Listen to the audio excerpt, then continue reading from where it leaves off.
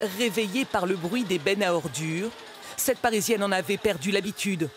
À sa fenêtre ce matin, c'est le soulagement. Tous les matins, je devais ouvrir mes volets sur les poubelles et les refermer le soir, ce qui n'est jamais très agréable. Donc on est plutôt content qu'ils soient là et on espère que leur action n'aura pas été pour rien. 3 semaines que les éboueurs n'étaient pas passés dans cette rue, obligeant les riverains à slalomer difficilement entre les sacs poubelles. La situation, disent-ils, était devenue impossible. On était obligé de marcher sur la rue tellement il y avait une épaisseur de poubelles sur les trottoirs. Donc on va pouvoir remarcher sur les trottoirs. C'est plus agréable, moins d'odeur et plus agréable à vivre. Ils ont repris le travail, contraints par la levée de la grève. Mais pour ces agents de la propreté qui souhaitent rester anonymes, la tâche s'annonce longue.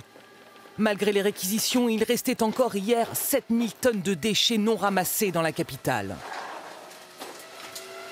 On fait du cas par cas et rue par rue, on essaie de retirer au maximum possible. Sur un tour déjà, une première tranche horaire, les mecs ils ramassent plus de 5 tonnes. À l'aube, les camions de ramassage ont pu sortir de ce dépôt sous escorte policière. Mais l'incinérateur d'Issy-les-Moulineaux au sud de Paris restait toujours partiellement bloqué par les syndicats qui espèrent une reprise rapide du mouvement. Ce chèque de 500 € a été versé par les cheminots en solidarité. Les camarades du site ont été en grève pendant 3 semaines.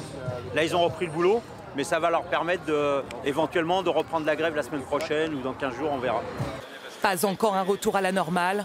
Après une levée du blocage, des manifestants ont installé en fin de matinée un nouveau barrage filtrant aux portes de cet autre incinérateur de déchets de la capitale.